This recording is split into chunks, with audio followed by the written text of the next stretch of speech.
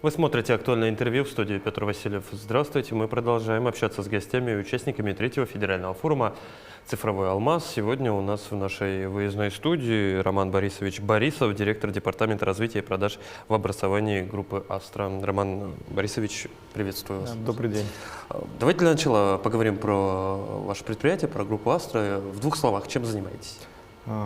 Группа Астра разрабатывает российский софт, более 25 продуктов входит внутрь, да, компании, и, соответственно, этот софт сейчас актуален и востребован как коммерческими компаниями, так и моей спецификой — это образовательные организации. То есть и государственным сектором? Да, и государственный сектор обязательно.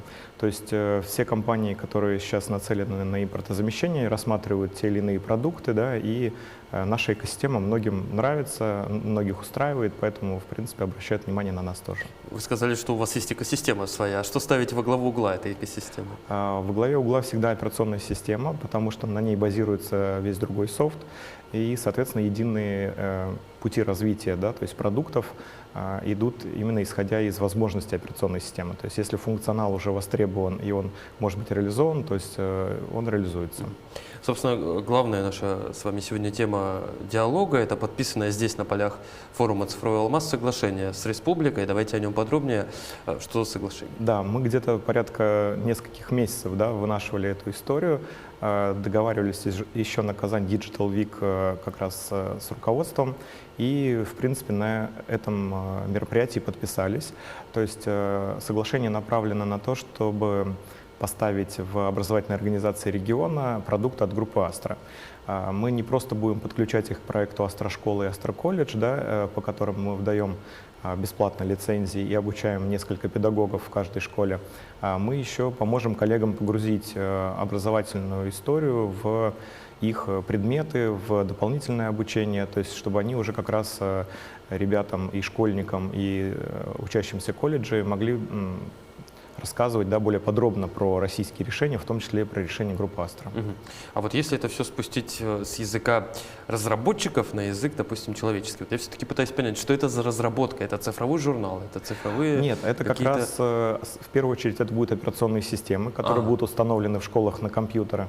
А дальше, получается, есть еще определенные продукты, которые тоже популярны в школах. Это и виртуализация, и почтовики, и так далее. То есть мы как раз эти все продукты можем реализовать в каждом образовательной организации при необходимости. Тогда спрошу с точки зрения пользователя. Любой переход на любые новые, будь то это операционная система, устройства, это же всегда стрессы для пользователя. Как минимизируете эти стрессы? Да, согласен с вами, это всегда стресс. И как раз для того, чтобы минимизировать этот стресс, мы в группе Астра подготовили специальные репозитории, которые устанавливаются поверх операционной системы, и эти репозитории, их можно как раз использовать в любой образовательной организации. Внутри находится софт, который идеально оттестирован под Astra Linux, и этот софт именно для образовательного процесса. Вы сказали, Роман Борисович, что ваша специализация — это различные образовательные софты, если так можно сказать, ну, образовательное направление. Почему именно оно и какие еще программы есть в арсенале? Ну, я как раз просто 15 лет занимаюсь в образовании, и поэтому, в принципе, моя задача там в группе Астра была как раз популяризировать продукты. Это путь любого крупного вендора, то есть начать обучение детей со школьной скамьи, продолжить в колледжах и подхватить в вузе. Потому что многие компании сейчас переходят на, в том числе, решение группы Астра, и как раз мы для них готовим этих пользователей прямо со школьной скамьи. Вот, поэтому, в принципе, мы стараемся помогать школам, то есть это сугубо инвестиционная история, мы не зарабатываем на этом денег. Вот, и инвестируя в образование, мы получаем на выходе подготовленных специалистов, которые уже в дальнейшем устраиваются на работу в корпорации, которые уже на российском решении. Я правильно понимаю, что софт различается в зависимости от уровня образования, то есть отдельно для школ, отдельно для среднего профессионального? Операционные системы, да, используются в основном одинаковые на том и другом уровне, вот, отличается лишь набор софта. Это тоже для многих организаций образовательных важно, потому что все мы знаем, сейчас все боятся, да, взлома, все боятся каких-то хакерских атак, и вот российский Linux, в том числе Astra Linux наш, он как раз защищенным является, то есть его можно использовать для вот этой защиты. То есть система полностью защищена, никаких утечек персональных Нет, данных не быть должно не быть, может. да. Ну, пример, вот недавний пример аэропортов, да, которые по всему миру не работали. Российским аэропортам повезло, многие уже импортозаместились, в том числе на решение Astra Linux. Соответственно, это там привело к тому, что они работали, продолжали работать в сложных А условиях. есть возможность интегрировать в уже существующий софт? Допустим, я знаю, что флагманский наш университет, Северо-Восточный федеральный университет, работает на каком-то своем софте, у них там свои программы, в общем, в том числе и для студентов. Ну, получается, мы совместимы со многим софтом, да, и как раз на базе вот этого университета мы открыли авторизованный учебный центр, то есть это позволит выпускать не просто ребят, студентов со знаниями Astra Linux, а это будут непосредственно сертифицированные знания от нас, как от вендора. Роман Борисович, мне еще интересна работоспособность системы в пиковой нагрузке, потому что я знаю, что учителя, преподаватели, родители жалуются на то, что периодически в те существующие различные современные решения, которыми пользуются, периодически невозможно зайти, потому что вся система рухнула, ничего не работает. Как у вас пиковые нагрузки тестировались и что показывают? У нас, грубо говоря, история лучше, чем с западными вендорами, потому что требования нашей операционной системы, они половинчатые от западных вендоров, которые ушли.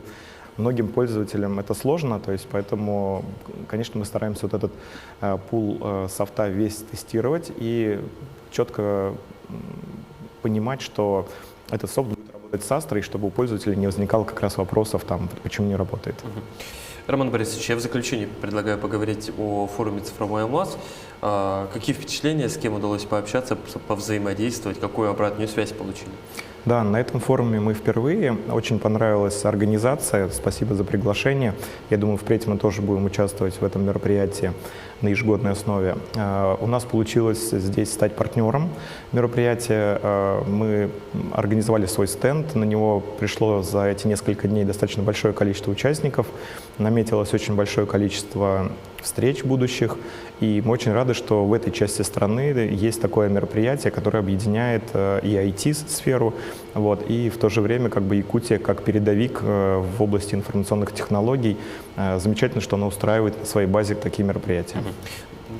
Ну что ж, я уверен, что все те встречи, которые здесь у вас прошли, они были не случайны и найдут обязательно свои решения в дальнейшем. Очень хочется встретиться на полях следующих форумов и обсудить те итоги встреч, которые были на форуме этого года. Роман Борисович, спасибо, что пришли к нам в студию. Да, это взаимно.